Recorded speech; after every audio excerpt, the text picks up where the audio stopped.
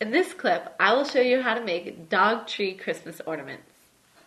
For this demonstration, you're going to need 3 items: star wire, dog bones,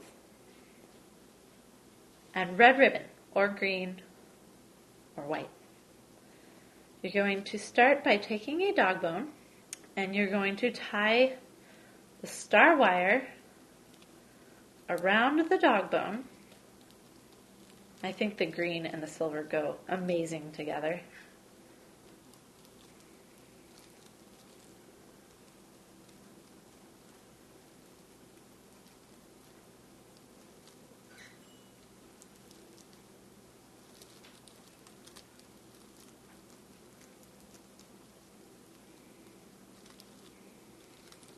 So you get to the end.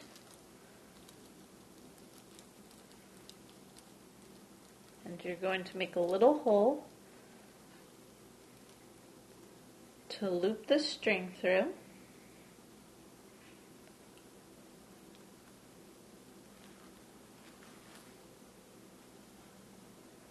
And then you are going to make a bow up at the top.